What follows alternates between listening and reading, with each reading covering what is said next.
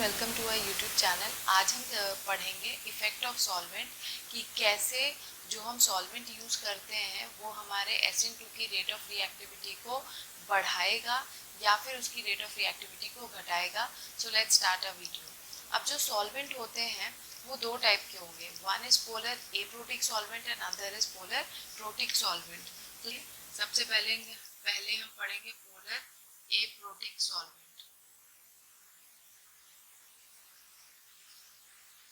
अब होगा क्या, यहाँ पे कुछ एग्जाम्पल है पोलर एप्रोटिक सॉल्वेंट के। एग्जाम्पल है एसीटोन, ये क्या हो गया हमारा एसीटोन। फिर सेकंड एग्जाम्पल होता है हमारा DMSO, ये क्या हो गया हमारा DMSO, जिसे हम लोग क्या बोलते हैं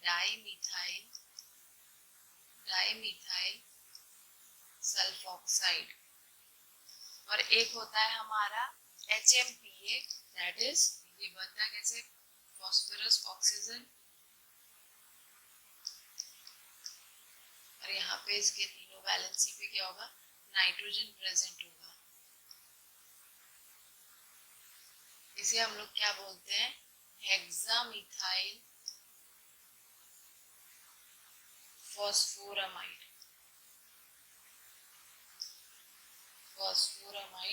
दैट इज शॉर्ट में क्या बोला जाता है, HMPA। ये हमारे कुछ कॉमन एग्जांपल है पोलर एप्रोटिक सॉल्वेंट के। अब इन्हें पोलर एप्रोटिक सॉल्वेंट बोलते क्यों है? सबसे पहले यहाँ पे दिख रहा है पोलर वर्ड यूज हो रहा है। पोलर का मतलब क्या होता है, जिनमें भी पोलैरिटी होती है, और पोलैरिटी उन्हीं में होगी जिनमें इलेक्ट्रोनेगेटिविटी का डिफरेंस होगा। बिकॉज यहाँ पे कार्बन है, ऑक्सीजन है, यहाँ पे ऑक्सीजन मोर इलेक्ट्रोनेगेटिव है, यहाँ पे भी सल्फर ऑक्सीजन। तो due to difference in electronegativity, difference, यहाँ पे इन्हें हम लोग क्या बोलते हैं, पोलर। इसका मतलब है पोलर होने का मतलब है इनके पास डाइपोल मोमेंट होगा। दैट इज पोलर होने का मतलब क्या है, दे हैव डाइपोल मोमेंट। लेकिन अब जो ये सेकेंड वर्ड है एप्रोटिक का मतलब क्या होता है, किसी भी वर्ड के आगे अगर ए लगा है तो यहाँ पे ए का मतलब क्या है, एब्सेंट, और प्रोटिक का मतलब क्या होता है, प्रोटॉन। तो एब्सेंस ऑफ प्रोटॉन, यहाँ पे क्या होता है, एब्सेंस ऑफ, इसका hydrogen atom for hydrogen bonding.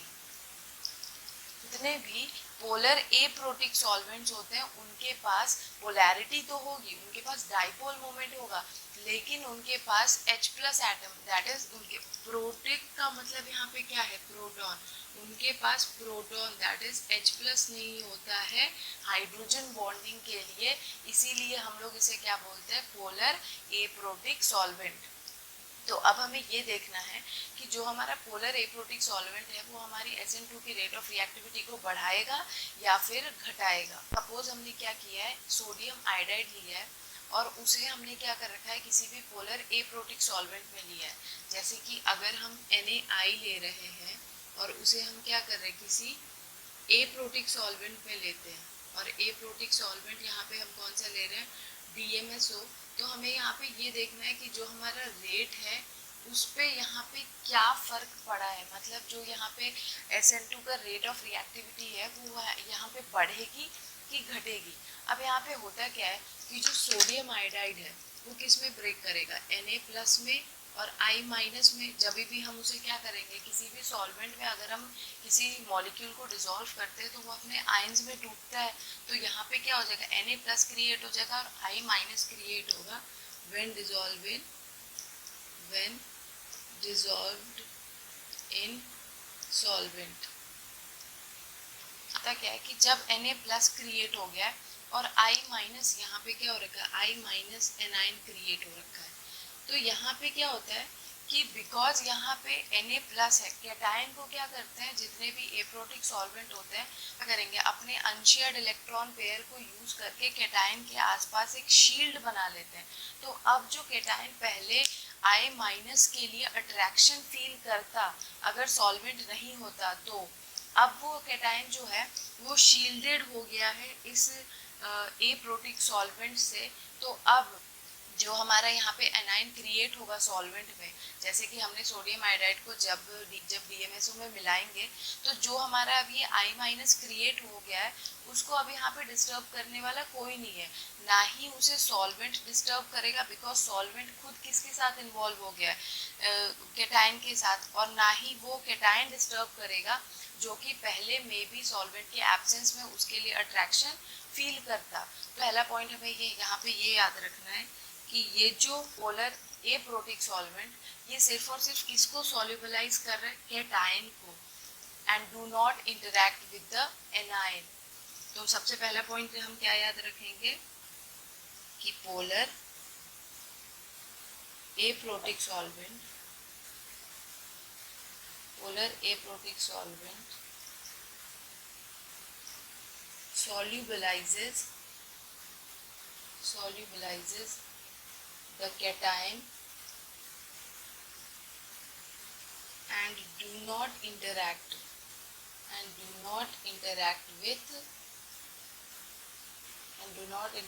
with anion, as it do not have hydrogen atom for hydrogen bonding।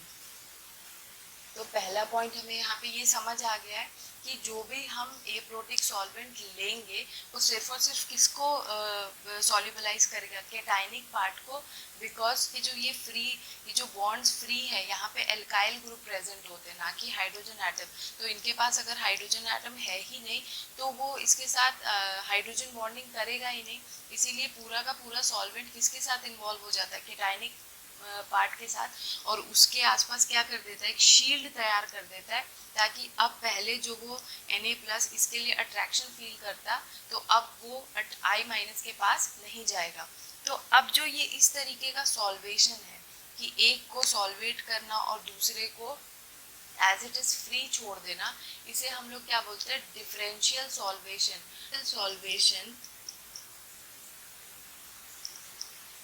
differential solvation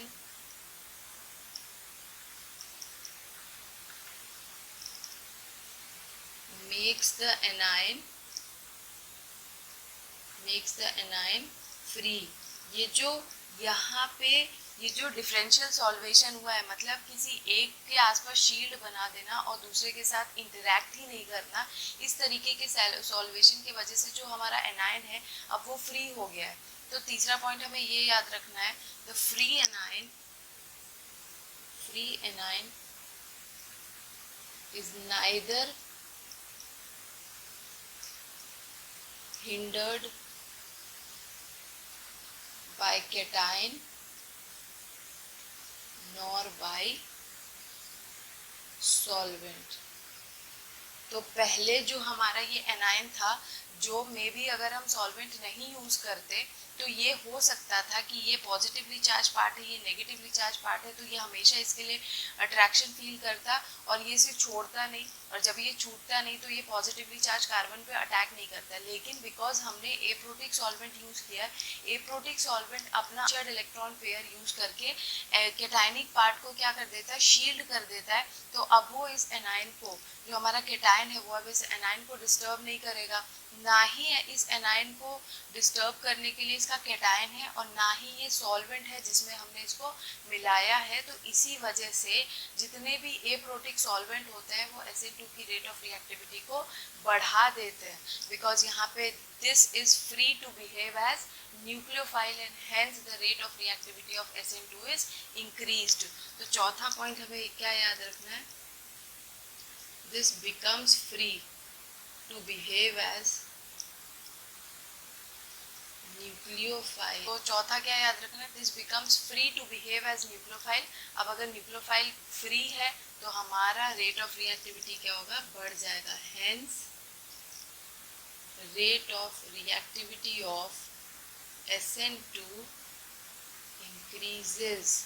तो ये लाइन हमारे लिए ज़रूरी है कि जितने भी ए प्रोटिक सॉल्वेंट्स होते हैं वो हमारे SN2 की रेट ऑफ रिएक्टिविटी को बढ़ा देते हैं। सिर्फ हमें दो ही पॉइंट यहाँ पे याद रखना है। रीजन पहला ये है कि वो कैटायनिक पार्ट को शील्ड कर देते हैं, जिससे कि जो हमारा एनायनिक पार्ट होता है वो फ्री हो जाता है।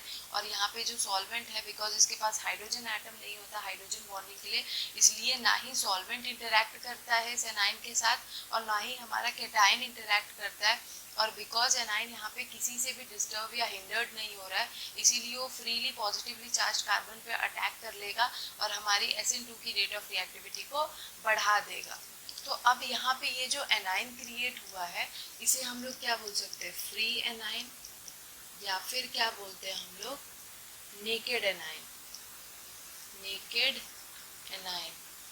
अब यहाँ पे हमें ये चीज़ समझनी है कि अगर हमसे हेलाइड आयंस दे दिया जाए और उसका ट्रेंड अगर हमसे पोलर एप्रोटिक सॉल्वेंट में पूछ लिया जाए, जैसे कि एग्जांपल में यहाँ पे है कि अगर F minus, Cl minus, Br minus और I माइनस दे रखा है किसमें, पोलर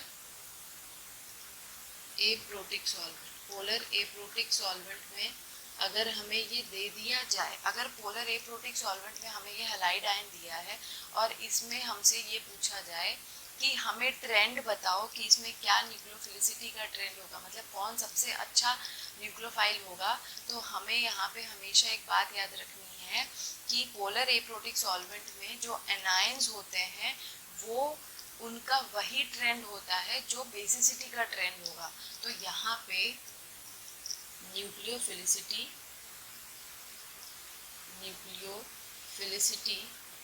is same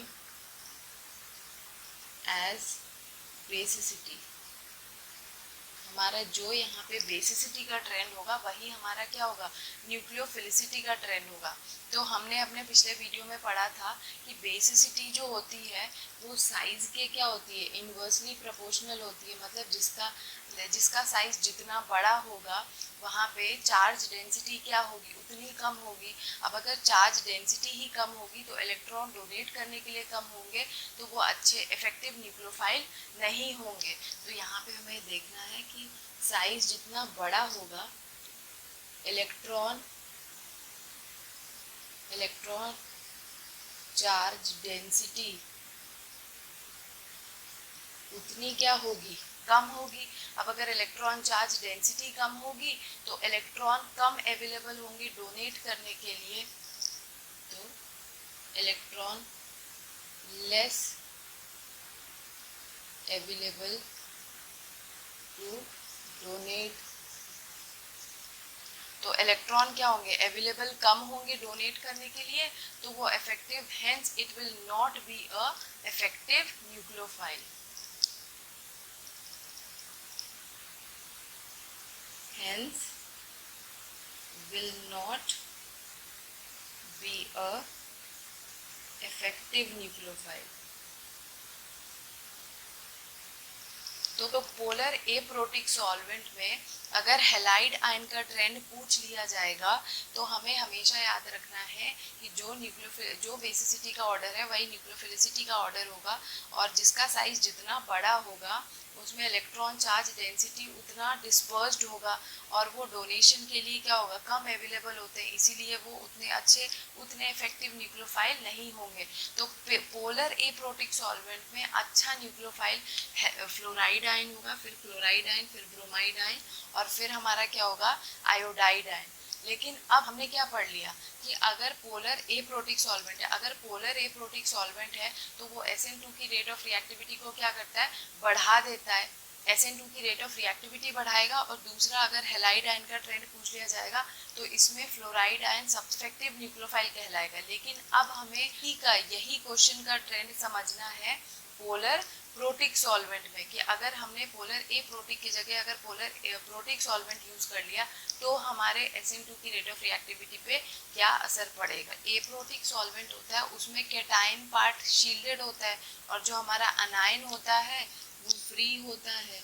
अब जब न्यूक्लियोफाइल ही फ्री होगा, अब अगर न्यूक्लियोफाइल ही फ्री न्यूक्लियोफाइल है, अब अगर हमारा न्यूक्लियोफाइल ही फ्री होगा तो यहाँ पे हम पढ़ ही क्या रहे हैं, न्यूक्लियोफिलिक सब्स्टिट्यूशन रिएक्शन है। तो जितना ज़्यादा फ्री न्यूक्लियोफाइल होगा उतना इजीली वो क्या करेगा, पॉजिटिवली चार्ज कार्बन पे अटैक करेगा और उतना फास्टर क्या होगा, रेट ऑफ रिएक्शन होगा, faster will be SN2 reaction. तो ये तो हमने किस केस में समझा था, पोलर एप्रोटिक सॉल्वेंट में। अब हमें क्या पढ़ना है, पोलर प्रोटिक सॉल्वेंट। अब पोलर प्रोटिक सॉल्वेंट कौन होते हैं, जो भी सॉल्वेंट, जिन सॉल्वेंट में क्या होता है, डाइपोल मोमेंट भी होगा, डाइपोल मोमेंट होता है। अब डाइपोल मोमेंट क्यों होगा, ड्यू टू इलेक्ट्रोनेगेटिविटी का डिफरेंस। डाइपोल, उनके पास डाइपोल मोमेंट भी होगा, साथ में इनके पास हाइड्रोजन एटम होता है for hydrogen bonding, have hydrogen atom for hydrogen bonding. अब यहाँ पे क्या है, इनके पास हाइड्रोजन एटम भी है हाइड्रोजन बॉन्डिंग के लिए। तो यहाँ पे जो पोलर प्रोटिक सॉल्वेंट होता है, जो पोलर प्रोटिक सॉल्वेंट होता है, उनमें जो फैक्टर हमें डिसाइड करवाता है न्यूक्लियोफाइल का ऑर्डर, वो ये है हाइड्रोजन बॉन्डिंग। अब यहाँ पे हमें क्या समझ, अब एग्जाम्पल्स यहाँ पे क्या है, पोलर प्रोटिक सॉल्वेंट के एग्जाम्पल कौन कौन होता है, वाटर, अल्कोहल, फिर अमाइंस हो गए, ये सब क्या हो गए हमारे पोलर प्रोटिक सॉल्वेंट। अब यहाँ पे कौन सा, मैंने क्या बताया कि प्रोटिक सॉल्वेंट में न्यूक्लियोफिलिसिटी जो है, या फिर कौन अच्छा इफेक्टिव न्यूक्लियोफाइल होगा, वो हम हाइड्रोजन बॉन्डिंग के बेसिस पे डिसाइड करें। बिकॉज यहाँ पे कौन सा फैक्टर आ गया, हाइड्रोजन बॉन्डिंग का। अब जैसे कि हमने पीछे क्वेश्चन किया था, अगर हम हेलाइड आयंस ले ले, F minus, Cl minus, Br minus और I माइनस, तो अगर इनको न्यूक्लियोफाइल की तरह बिहेव करना है और ये अगर किस में प्रेजेंट है, प्रोटिक सॉल्वेंट में, तो हमें दिख रहा है कि यहाँ पे ये क्या है, नेगेटिवली चार्ज्ड एनायंस है, ये नेगेटिव है। तो इनके आसपास प्रोटिक सॉल्वेंट में क्या होगा, हाइड्रोजन एटम क्या करेगा, एक शील्ड बना लेगा ड्यू टू हाइड्रोजन बॉन्डिंग। तो प्रोटिक सॉल्वेंट में उल्टा हो जाता है। पोलर एप्रोटिक सॉल्वेंट में जो न्यूक्लियोफाइल, जिसको न्यूक्लियोफाइल की तरह बिहेव करना था, वो फ्री था, इसीलिए हमारा रेट ऑफ रिएक्टिविटी क्या था, फास्टर था। लेकिन अब पोलर प्रोटिक सॉल्वेंट में जिसे न्यूक्लियोफाइल की तरह बिहेव करना है, वो ही हाइड्रोजन बॉन्डिंग में इन्वॉल्व हो जाता है। तो अब हमें, तो इसका मतलब अगर हाइड्रोजन बॉन्डिंग में इन्वॉल्व हो जाएगा, तो यहाँ पे हमें समझ आ रहा है कि रेट ऑफ रिएक्टिविटी क्या होगी, यहाँ पे जो रेट होगा वो स्लो हो जाएगा, बिकॉज anion is involved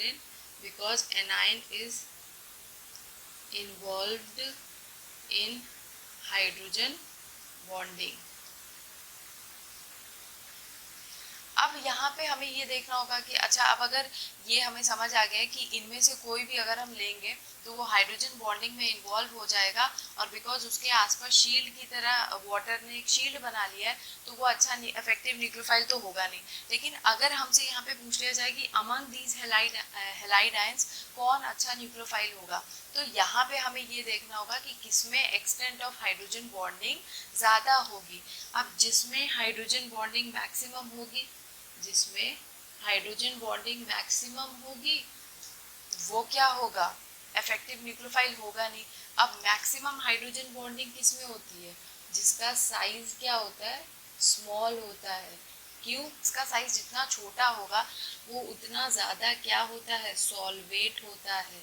अब कोई अगर सॉल्वेट होगा, तो सॉल्वेट होने का मतलब क्या है, उसके आसपास ये जो शील्ड है वो डेवलप हो जाएगा, develops a shield, hence it will not be a effective nucleophile। तो यहाँ पे पोलर प्रोटिक सॉल्वेंट में कौन अच्छा न्यूक्लियोफाइल होगा, वो हम इस चीज़ से डिसाइड करेंगे कि किसमें हाइड्रोजन बॉन्डिंग सबसे ज़्यादा होगा। जिसमें हाइड्रोजन बॉन्डिंग सबसे ज़्यादा होगा वो इफेक्टिव न्यूक्लियोफाइल नहीं होगा। तो बिकॉज इसका साइज सबसे छोटा है, फ्लोराइड आयन सबसे छोटा होता है, तो इस वजह से इसमें हाइड्रोजन बॉन्डिंग मैक्सिमम होगी। तो यहाँ पे fluoride ion will not be a effective nucleophile as it was in polar aprotic solvent. तो यहाँ पे सबसे अच्छा न्यूक्लियोफाइल कौन होगा? I माइनस, फिर Br माइनस, और फिर क्या होगा हमारा Cl माइनस, एंड देन क्या होगा F माइनस. तो यहाँ से हम ये कंक्लूजन कर सकते हैं, यहाँ से हमें एंड रिजल्ट ये निकालना है कि F minus is a effective nucleophile in polar aprotic solvent.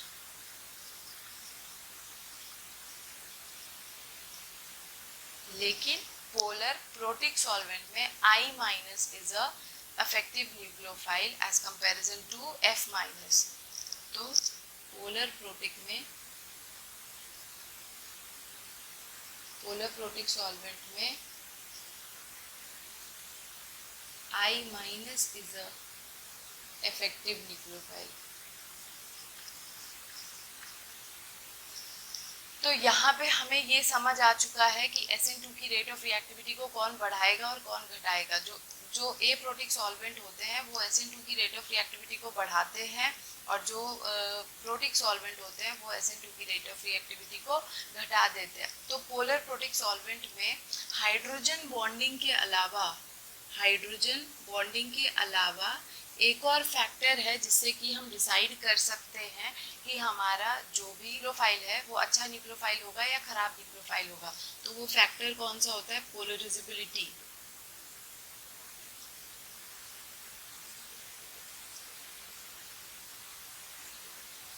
अब पोलराइजेबिलिटी क्या है? हमने क्या देखा कि पोलर प्रोटिक सॉल्वेंट में ट्रेंड क्या था?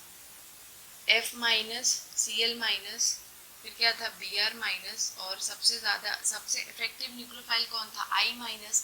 तो हम पोलराइजेबिलिटी से कैसे इस ट्रेंड को समझा सकते हैं? अब I माइनस का साइज क्या है? बड़ा है. तो बिगर साइज अगर किसी का साइज बड़ा होगा, जिसका साइज जितना बड़ा होगा, जैसे अगर किसी का साइज बड़ा है तो साइज बड़ा होने का मतलब क्या है कि इसका इलेक्ट्रॉनिक क्लाउड उतना डिस्टॉर्टेड होगा, उतना फैला हुआ होगा. तो बिगर साइज मतलब इलेक्ट्रॉनिक क्लाउड जो होगा वो कैसा होता है? डिस्टॉर्टेड होता है. अब इलेक्ट्रॉनिक क्लाउड डिस्टॉर्टेड होगा, या फिर एक और ये भी कह सकते हैं कि इलेक्ट्रॉन, जो वैलेंस इलेक्ट्रॉन है उस पर न्यूक्लियस का डिस्टेंस भी क्या है? ज़्यादा है. तो न्यूक्लियस का असर भी इस पे क्या होगा? कम होगा. तो इलेक्ट्रॉनिक क्लाउड डिस्टॉर्टेड होने की वजह से वो ईजिली अपना इलेक्ट्रॉन क्या कर सकता है? Electron can be donated easily. तो वजह से वो क्या हो जाएगा? जितने भी लार्जर एटम होते हैं वो प्रोटिक सॉल्वेंट में ज़्यादा अच्छे न्यूक्लियोफाइल होते हैं as comparison to smaller atom, smaller nucleophilic atom. तो वो क्या बन जाएगा? Effective nucleophile. जो प्रोटिक सॉल्वेंट होता है उसमें हम दो फैक्टर को चेक कर सकते हैं, हाइड्रोजन बॉन्डिंग और पोलराइजेबिलिटी से. दैट इज जिसका साइज जितना छोटा होगा उसमें हाइड्रोजन बॉन्डिंग, एनायन में हाइड्रोजन बॉन्डिंग उतना ज़्यादा होगा और वो उतना ज़्यादा शील्डेड होगा, तो वो अच्छा न्यूक्लियोफाइल नहीं होगा. लेकिन जितना बड़ा एटम होता है उसका इलेक्ट्रॉनिक क्लाउड उतना डिस्टॉर्टेड होता है, तो वो ईजिली अपने इलेक्ट्रॉन को डोनेट कर सकता है और उतना इफेक्टिव वो न्यूक्लियोफाइल होगा. तो ये केस था हमारा पोलर प्रोटिक सॉल्वेंट में. अब जैसे यहाँ पे क्वेश्चन पूछा जाता है कि कौन ज़्यादा अच्छा न्यूक्लियोफाइल है? Thiols, that is RS minus और RO minus. Which is better nucleophile? Which is better nucleophile in protic solvent? तो S माइनस को हम लोग क्या बोलते हैं? थायोल्स. ये क्या होता है? थायोल्स. और ये क्या होता है? हमारा अल्कोहल. तो अगर पूछा जाए कि थायोल्स और अल्कोहल में कौन ज़्यादा अच्छा न्यूक्लियोफाइल होगा प्रोटिक सॉल्वेंट में, तो हमें हमेशा याद रखना है कि यहाँ पे क्या है? डिफरेंट न्यूक्लियोफाइल्स हैं. इसमें O minus will behave as nucleophile और इसमें S will behave as nucleophile. तो हमें सेम ग्रुप में ये लाइक करता है, दैट इज ऑक्सीजन और सल्फर. ये आ गया. अब हमें दिख रहा है कि सल्फर का साइज क्या है? बड़ा है, लार्जर साइज होगा. तो जिसका साइज अभी हमने पढ़ा कि जिसका साइज जितना बड़ा होगा उसका इलेक्ट्रॉनिक क्लाउड उतना डिस्टॉर्टेड होगा, उतना इजीली वो इलेक्ट्रॉन डोनेट कर देगा, तो उतना अच्छा वो न्यूक्लियोफाइल होगा। तो प्रोटिक सॉल्वेंट में thiols will be a better nucleophile as comparison to alcohol. तो यहाँ पे हम क्या बोल देंगे, due to greater polarizability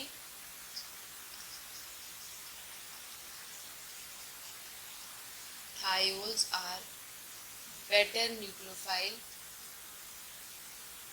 in protic solvent। तो अभी हमने ये चीज समझ लिया कि सॉल्वेंट का क्या इफेक्ट होता है SN2 की रेट ऑफ रिएक्टिविटी को पे। अगर एप्रोटिक सॉल्वेंट है तो वो SN2 की रेट ऑफ रिएक्टिविटी को बढ़ा देगा, अगर प्रोटिक सॉल्वेंट है तो वो SN2 की रेट ऑफ रिएक्टिविटी को घटा देगा। तो ये हमारा थर्ड फैक्टर था। तो अगर आपको मेरा वीडियो अच्छा लगे तो please like, share, comment and subscribe.